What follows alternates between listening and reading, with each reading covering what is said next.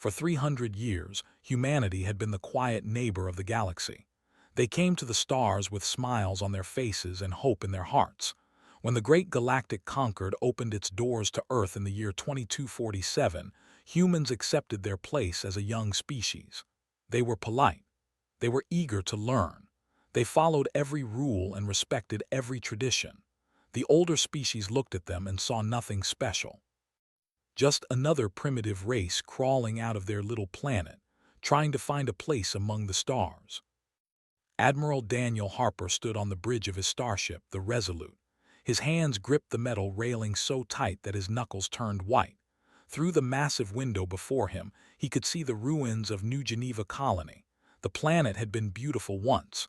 Green forests had covered its surface. Rivers had sparkled under the light of its yellow sun. 14 million humans had called it home. Children had played in its parks. Families had built their dreams on its soil. Now there was nothing left but ash and silence. The Dominion had done this. Their warships had appeared in orbit 3 days ago. They had declared that New Geneva fell within their territorial expansion zone. When the colonists refused to leave their homes, they had simply burned the planet. Every city, every town, every village. 14 million people turned to dust in a matter of hours. The Galactic Concord had sent their official response that morning. They called it an unfortunate miscalculation. They offered their deepest condolences. They promised to launch an investigation that would take years and accomplish nothing. Commander Laura Mitchell stood beside her admiral. She had served with Daniel Harper for 15 years. She had never seen him like this. His face was calm, but his eyes burned with something dark and terrible. "How many times, Laura?" he asked quietly. She knew exactly what he meant. She had memorized the numbers long ago. 17 major incidents in 90 years, sir. The species massacred our miners on station. 240 dead. The Syndicate destroyed 3 of our colony ships in neutral space. 3,000 civilians killed. They burned our settlement on 7 before this. 800,000 dead. And now New Geneva. Daniel closed his eyes. And every single time we filed our complaints, we followed the proper channels. We trusted the Concord to give us justice. Yes, sir. And every single time nothing happened. A few apologies, a few promises, and then another massacre. Laura said nothing. There was nothing to say. Thousands of light years away, on the blue and green planet called Earth, President Cole walked into the Parliament chamber of the United Human Federation. Representatives from every human colony filled the seats. Some were crying. Some were shouting. Some sat in stunned silence, unable to process the horror of what had happened. Cole was 53 years old. She had gray hair and kind eyes. She had spent her whole life believing in diplomacy and peaceful solutions. She had shaken hands with alien ambassadors. She had signed treaties and trade agreements. She had always believed that if humanity showed good faith, the galaxy would eventually accept them as equals. That belief had died with New Geneva. She stepped up to the podium and waited for silence. It took several minutes. When the chamber finally grew quiet, she began to speak. Her voice was steady, but every word carried the weight of grief and rage. We came to the stars with open hands. We shared our art and our music. We gave away our medical knowledge freely. We asked for nothing except peace and the chance to grow alongside our galactic neighbors. For 300 years we have been patient. We have been kind. We have forgiven every insult and every injury. She paused and looked across the chamber. In return, we have received scorn. We have been called primitives and children. We have been cheated in trade agreements. Our people have been enslaved on alien mining stations. Our ships have been destroyed for sport. Our colonies have been burned to ash. And when we asked for justice, we were told to be patient, to wait, to trust the system. Her voice grew harder. The Galactic Concord has made their position very clear. Human lives do not matter. Human pain is not important. Human patience is infinite, and human forgiveness is guaranteed. She leaned forward. They were wrong about all three. The chamber erupted in shouting. Some representatives demanded immediate war. Others called for calm and reason. Raised her hand, and slowly the noise died down. "I am not calling for war," she said. "War implies a conflict between equals. What I am calling for is something different. I am calling for consequences.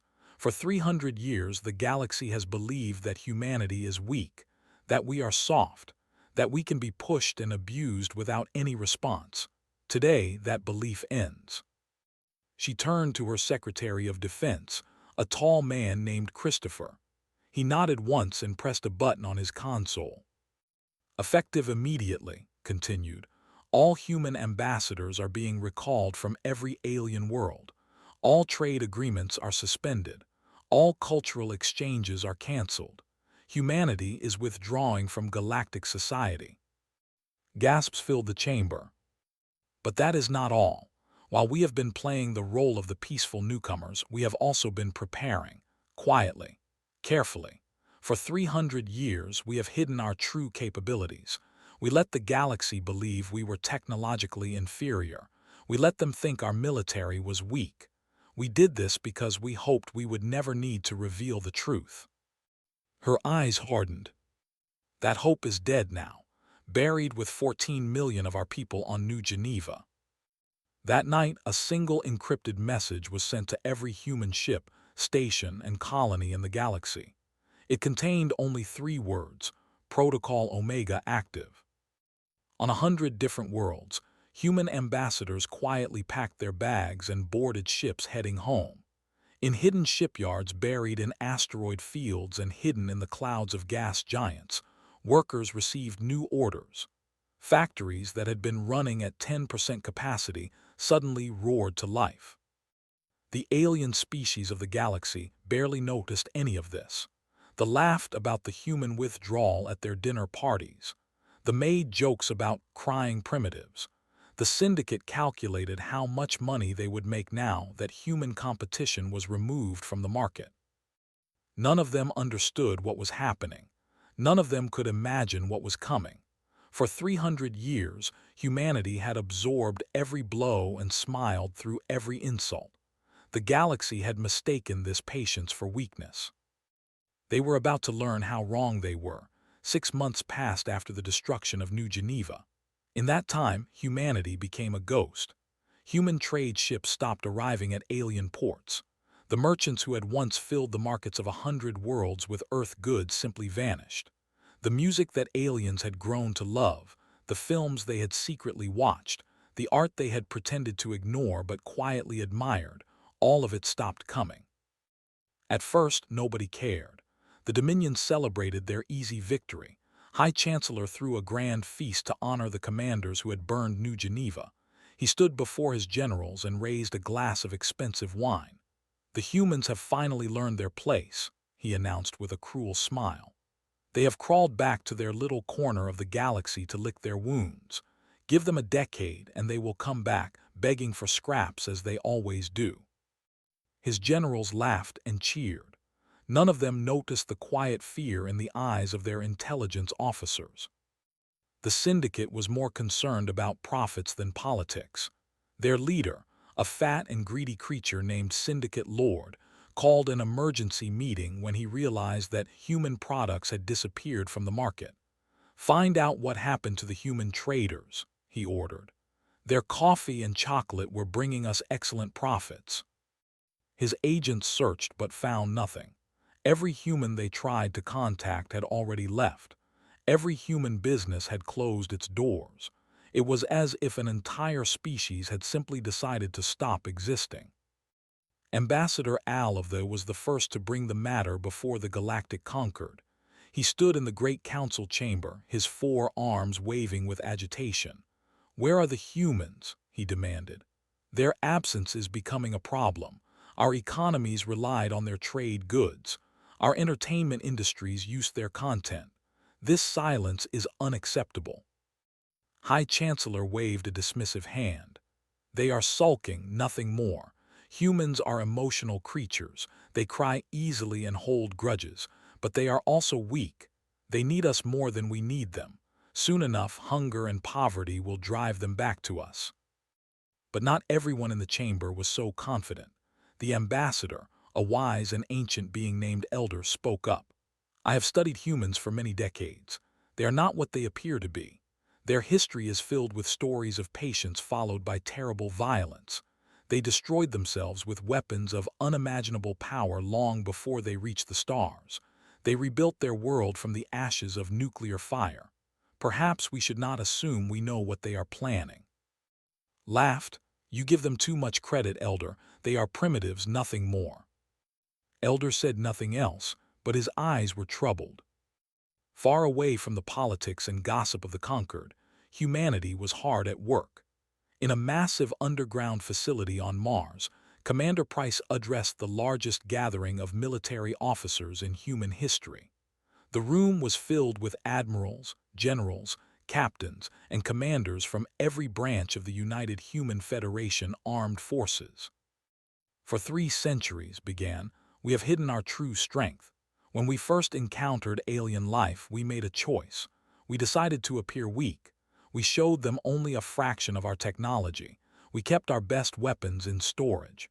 We trained our soldiers in secret. We built shipyards where no one could find them. We did all of this because we hoped that the galaxy would eventually accept us as friends. He paused and looked across the sea of uniforms. That hope is gone now. 14 million of our people are dead and the galaxy laughed about it. The time for hiding is over. The time for patience is over. Now is the time for consequences. He pressed a button and a holographic image appeared behind him. It showed a warship unlike anything the galaxy had ever seen. Sleek and angular, it bristled with weapons that seemed to bend light itself. The officers in the room gasped. This is the Vanguard-class dreadnought, explained. We have been building these ships for over a century. Our enemies think our best vessels are the old patrol cruisers we show them. They have no idea that we possess weapons capable of cracking a planet in half. In another part of the facility, Dr. Elizabeth Warren led a group of scientists through a laboratory filled with strange and wonderful machines. She was the head of Project Prometheus, humanity's most secret research program. The other species believed our technological progress was slow because we were inferior, she told her team. In reality, we were being careful. We remembered our own history. We remembered how quickly powerful weapons can destroy civilizations. So we developed our technology quietly, hoping we would never need to use it. She stopped in front of a massive device that hummed with energy. This is a dimensional fold drive. It allows our ships to travel through a dimension that the other species do not even know exists. We can appear anywhere in the galaxy without warning. We can strike and vanish before they even know what happened. One of the younger scientists raised his hand. Why did we hide all of this? If we had shown them our strength, maybe they would have respected us. Elizabeth shook her head sadly. We did not want to be feared. We wanted to be liked. We wanted to prove that a species could be both powerful and peaceful. But the galaxy taught us a harsh lesson. In a universe filled with predators, being peaceful is not enough. You must also be dangerous. Back on Earth, President Cole held a final meeting with her cabinet. Secretary of Defense Christopher presented the battle plans on a large screen. Red markers showed the positions of enemy fleets. Blue markers showed where human forces would strike. We will hit them everywhere at once, Christopher explained. The fleet near the Expanse, the mining operations, the Syndicate headquarters, simultaneous attacks that will cripple their military power before they even understand what is happening. And After asked, what then? That depends on them. If they surrender and agree to pay for their crimes, we will accept peace. If they resist, we will continue until they have nothing left. Studied the map for a long moment. She thought about the 14 million dead on New Geneva. She thought about the 3,000 killed on the colony ships. She thought about the miners who had been worked to death on alien worlds. She thought about every insult and every injury that humanity had suffered in 3 centuries of patient diplomacy. "Begin the operation," she said quietly. Christopher nodded and sent the order. Across the galaxy, human ships powered up their engines and prepared to jump. Soldiers checked their weapons and said goodbye to their loved ones. Pilots climbed into cockpits and waited for the signal. After 300 years of silence, humanity was about to speak. And when they did, the galaxy would never be the same again. Admiral was having a good day. He sat in the command chair of his flagship, the Dominion's Pride, surrounded by 40 of the most powerful warships in the fleet. They were stationed near the Expanse, the region of space that had once belonged to the humans before they had claimed it. The ashes of New Geneva still floated somewhere in this sector, a reminder of superiority. Was reviewing supply reports when his sensor officer suddenly screamed. The young's voice cracked with terror as he stared at his console. "Contact! Multiple contacts! They came out of nowhere." Jumped to his feet. "What are you talking about? Show me." The main screen flickered and displayed the space around the fleet. What saw made his blood run cold. Ships were appearing all around them, not jumping in through hyperspace like normal vessels. They were simply materializing out of nothing, as if reality itself was giving birth to an armada. 200 massive dreadnoughts formed a ring around the fleet. Behind them came 1,000 smaller ships, cruisers and destroyers and frigates that moved with perfect coordination. The 40 warships were surrounded like a group of children caught by wolves. A voice echoed across every communication channel. It was calm and cold and absolutely without mercy. "This is Admiral Daniel Harper of the United Human Federation. You have exactly 60 seconds to power down your weapons and surrender. There will be no second warning. There will be no negotiation. Your 60 seconds begin now." Stared at the screen in disbelief. Humans. These were human ships, but that was impossible. Human ships were slow and weak. Their weapons were primitive. Their shields were paper thin. Everyone knew this. Everyone had seen the pathetic human patrol vessels that barely functioned. But these ships were different. They were huge and sleek and covered in weapons that glowed with strange energy. His tactical officer ran a scan and went pale. "Admiral," he whispered, "their shields are reading at levels I have never seen before, and their weapons appear to be some kind of dimensional technology. We have nothing in our database that matches this." Made his decision. He was an admiral. He had conquered a dozen worlds. He would not surrender to a bunch of humans. "All ships, open fire, destroy these primitives." The fleet unleashed everything they had. Missiles and energy beams and kinetic rounds filled the space between the two fleets. The firepower would have destroyed a small moon. It did nothing. The human shields absorbed every attack without even flickering. The weapons that had burned New Geneva, the weapons that had made the terror of the galaxy, bounced off like raindrops on stone. Then the humans fired back. Commander stood on the bridge of the dreadnought Vindication. He had lost his sister on New Geneva. She had been a teacher there, helping young colonists learn about Earth history. Now she was ash, and the ones who had killed her were right in front of him. His weapons officer, Lieutenant Sanders, reported in a steady voice. "All targets locked, weapons charged and ready."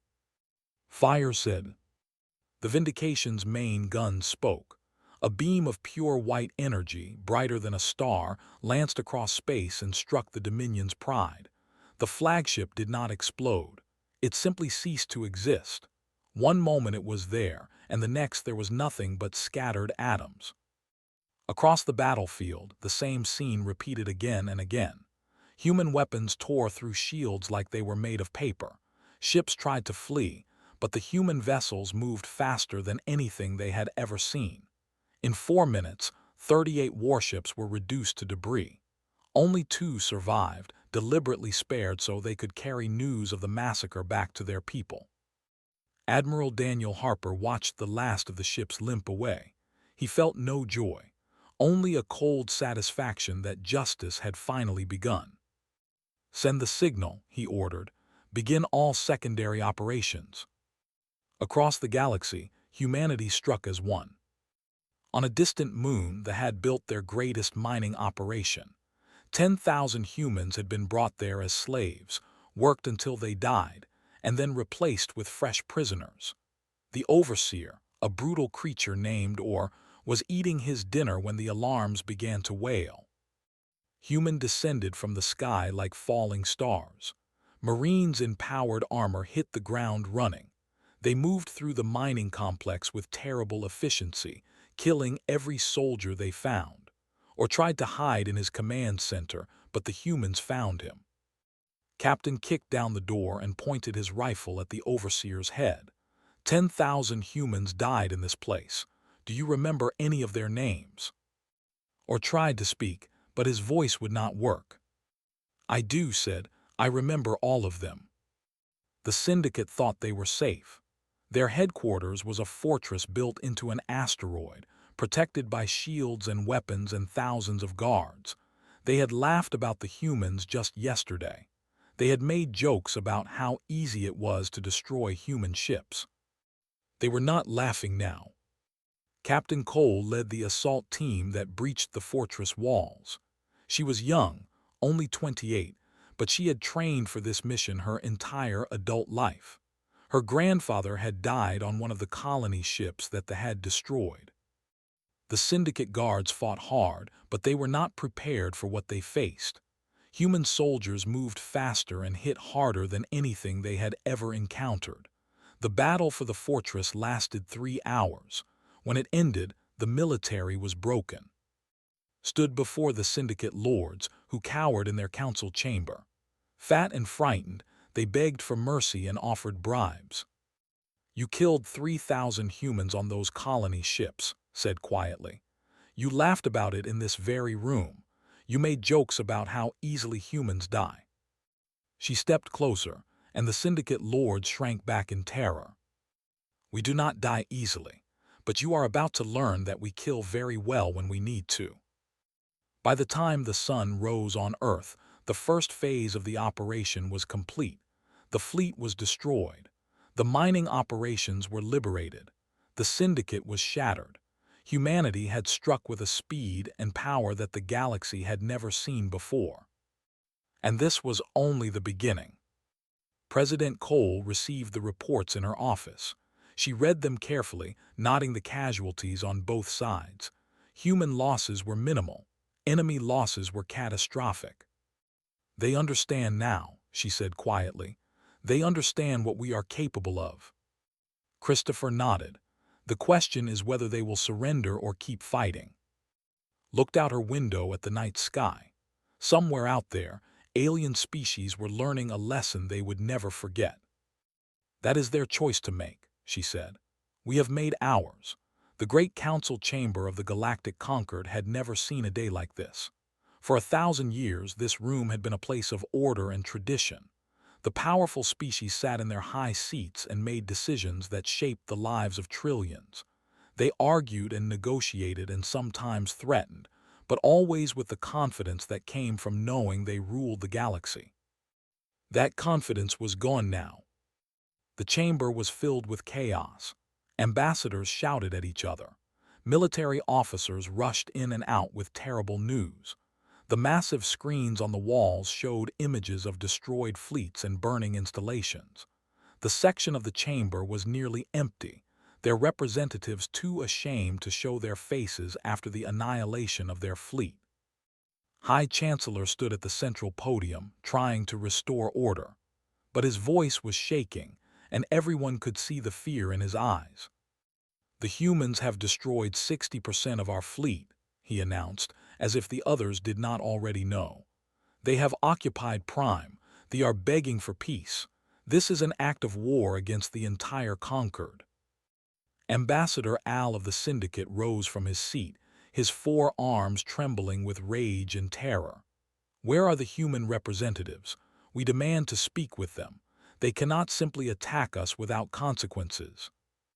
"Without consequences," someone shouted from the back of the chamber. We burned their colonies and laughed about it. What consequences did we face? The chamber erupted in argument. Some species called for immediate counterattack. Others demanded surrender. A few simply sat in stunned silence, unable to believe what was happening. Then the great doors of the chamber swung open. Ambassador walked in slowly and calmly. He was a thin man with gray hair and glasses. He looked more like a professor than a diplomat. Behind him walked two human marines in full combat armor, their faces hidden behind black visors. Their weapons were not drawn, but everyone in the chamber knew what those soldiers could do. And behind them came something else.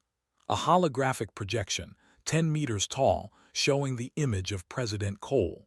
She appeared to float above the council floor, looking down at the assembled aliens with an expression that was neither angry nor cruel. It was simply tired. The chamber fell completely silent. For 300 years, began, her voice filling every corner of the room, humanity asked for nothing but fairness. We contributed to this concord. We shared our knowledge freely. We gave you medicine that saved millions of lives. We gave you art that moved your hearts. We gave you music that made you dance and cry. We believed that if we showed good faith, it would be returned to us. She paused and looked across the sea of alien faces. We were naive. Every kindness we showed was interpreted as weakness. Every time we forgave an injury, it was seen as permission to harm us again. You taught us a valuable lesson, and we are grateful for it. High Chancellor found his voice. What do you want? He asked, his words barely above a whisper. Acknowledgement, replied. Every species that has harmed humanity will pay reparations. The cost of New Geneva alone is 14 million lives. The cost of our colony ships is 3,000 more. The cost of our enslaved miners is beyond counting. You will pay for every single one of them. That is impossible, protested. The amounts would bankrupt entire civilizations. Then perhaps you should have thought about that before you killed our people. Ambassador Al spluttered with outrage. You cannot dictate terms to the Galactic Concord. We are the greatest powers in the galaxy. We have ruled these stars for 1,000 years. You are nothing but newcomers. Smiled, but there was no warmth in it. We are nothing. We dismantled your largest fleet in 4 minutes. We captured your fortress in 3 hours. Your technology is a century behind what we deployed last week. She leaned forward slightly. And right now, half of the species in this room are already negotiating secret treaties with us, hoping to avoid our wrath. They know the truth even if you refuse to see it. The silence that followed was deafening. Several ambassadors looked away, unable to meet the eyes of their colleagues, had spoken the truth and everyone knew it. Ambassador stepped forward. He removed his glasses and cleaned them slowly, a simple human gesture that somehow seemed more threatening than any weapon. We do not seek conquest, he said in a soft voice. We do not desire empire. We are not here to destroy you or enslave you or take your worlds. That is not who we are. He put his glasses back on and looked around the chamber. What we want is simple: respect. Treat humanity as equals. Honor your agreements with us. Stop killing our people and laughing about it. Do this and we can build something better together. We can be partners instead of enemies. We can share our knowledge and our art and our dreams. His voice hardened just slightly. But if you choose otherwise, remember this moment. Remember that we gave you a choice. Remember that we asked for peace before we demanded it. And remember what happens when humanity's patience ends. Elder of the rose from his seat. Unlike the others, he did not seem afraid. He seemed sad. I warned them, he said quietly. I told them that humans were not what they appeared to be. I told them that your patience should not be mistaken for weakness. He bowed his head. On behalf of I offer our apologies for the crimes committed against your people. We were not the ones who attacked you, but we did nothing to stop those who did. That makes us guilty as well. Nodded slowly. They will be remembered as the first to seek peace. That will count in your favor. One by one, other ambassadors began to stand. The smaller species, the ones who had never dared to challenge the came forward to offer their support. They had watched humanity suffer for 3 centuries. Many of them had suffered similar abuses themselves. Now, for the first time, someone was standing up to the bullies. High Chancellor watched his coalition crumble before his eyes. The species who had once followed him without question were now abandoning him. His fleet was destroyed. His allies were deserting him. He had nothing left. "What would you have us do?" he asked, his voice broken. "Sign the treaty we have prepared," said. "Acknowledge your crimes. Pay the reparations we demand. Allow our observers to ensure you keep your word. Do this and there will be peace." "And if we refuse?" Answered before the president could speak. "Then the next fleet we send will not stop at 60% of your ships. It will not stop until there is nothing left." Looked around the chamber one last time. He saw no support, no hope, no way out. With trembling hands, he picked up the treaty document that a human marine had placed before him. "The Dominion agrees to your terms," he whispered.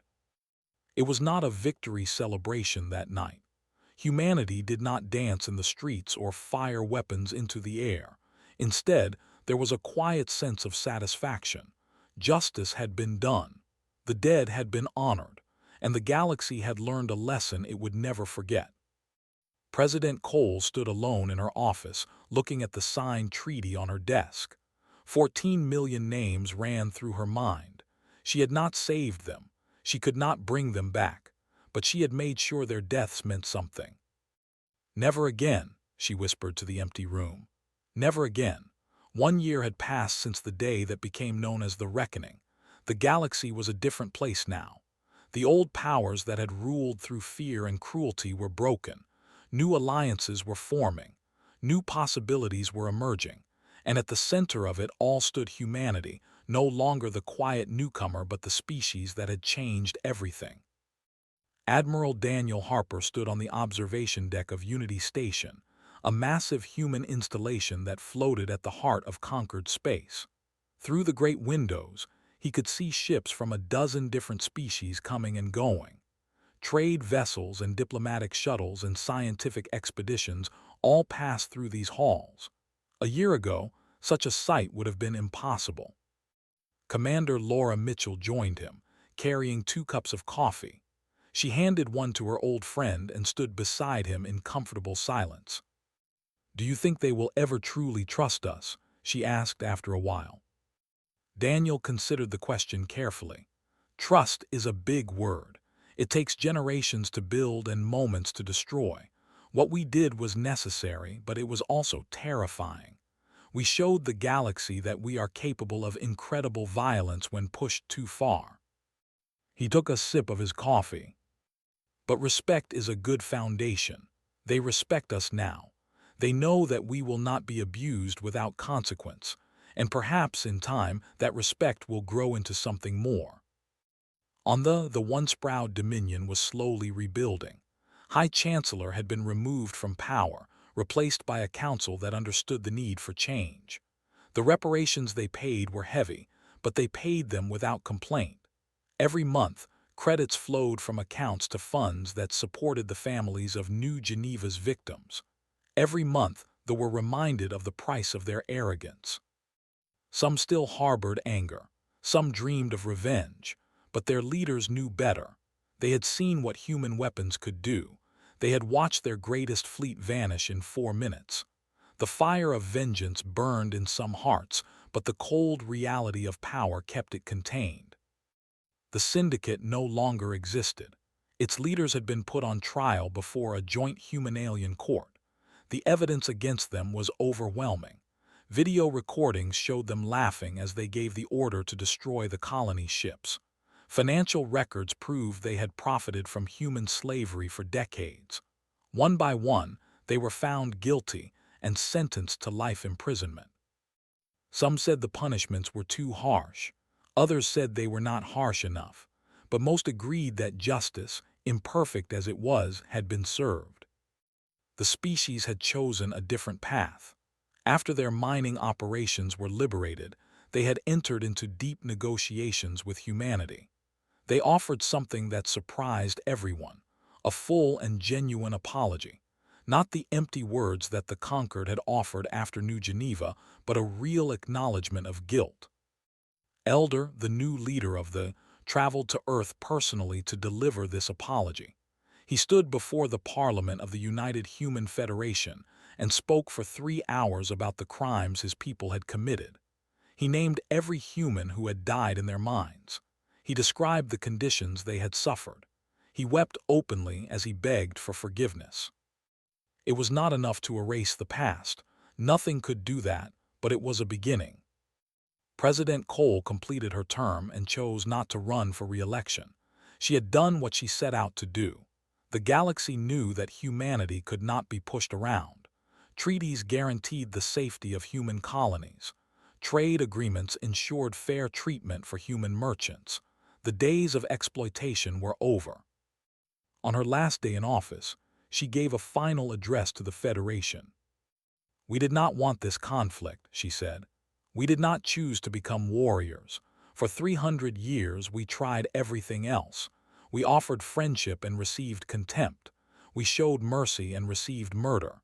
We trusted in justice and received only empty promises." She looked at the camera with steady eyes. "But when we had no other choice, we showed the galaxy what humanity is truly capable of. Not just our weapons and our technology, but our determination, our unity, our refusal to accept injustice forever. These are the qualities that make us human. These are the qualities that will guide us into the future." The years that followed brought changes that no one could have predicted. Species that had once scorned humanity began to seek its guidance. Human mediators were called to resolve disputes that had festered for centuries. Their reputation for fairness and their proven power made them ideal negotiators. Conflicts that had seemed eternal were finally ended. Human scientists shared their knowledge freely with any species that asked. Medical technology that had been developed in secret was released to the public. Diseases that had plagued alien worlds were cured within years. The dimensional fold drive was offered to peaceful species, opening new possibilities for exploration and trade. Human artists created works that moved beings across the galaxy. Music and paintings and stories that spoke to something universal in all intelligent life. The art that had been ignored during humanity's years of patience was now celebrated everywhere. Human culture became the most popular in known space. Dr. Elizabeth Warren, who had once led the secret weapons program, now headed the Cooperation Initiative.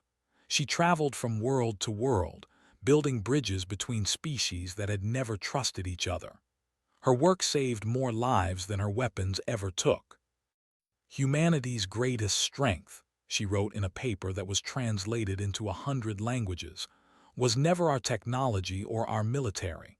It was our capacity to endure, to adapt, and ultimately to forgive, but only after justice was served." Admiral Price, now retired, took command of the peacekeeping fleet that patrolled the galaxy. His ships ensured that no species would ever again prey upon the weak. "We patrol these stars not as conquerors," he told his crews, "but as guardians. We know what it means to be helpless. We will never let another species suffer that fate." On a green and beautiful world called New Geneva II, a memorial stood in a garden filled with flowers. 14 million names were etched into crystalline stone that glowed softly in the light of twin suns. Families came from across the galaxy to visit. They left flowers and photographs and letters to loved ones who would never read them. Ambassador visited every year on the anniversary of the destruction. He was an old man now, his hair completely white, his steps slow and careful, but he never missed the visit. He stood before the memorial for a long time, reading the names he knew by heart. Then he knelt and placed a single white flower at the base of the stone. "We remember," he whispered. "We will always remember, and because we remember, we change the galaxy." He stayed until the suns began to set, painting the sky in shades of orange and purple. Then he stood, brushed the dirt from his knees, and walked back to the shuttle that would take him home. Humanity had shown the universe what happened when its patience finally ended. The consequences had been terrible and necessary, but more importantly, humanity had shown what it was capable of when the fighting was done. It chose to lead rather than dominate. It chose to protect rather than destroy. It chose to forgive once the lesson had been learned. The galaxy would never forget the reckoning, but it would also never forget what came after. The peace that humanity built was not perfect. Nothing made by intelligent beings ever could be, but it was better than what had existed before. It was fairer. It was kinder. It was more just. And it all began on the day when humanity's patience finally ended. The stars still shone in the endless darkness of space. Ships still traveled between worlds. Species still argued and traded and dreamed. But now they did so knowing that there was a force in the galaxy that would not tolerate cruelty. A species that had learned the hardest lesson of all, that sometimes peace must be earned with fire before it can be maintained with wisdom. Humanity had earned its peace, and it intended to keep it forever.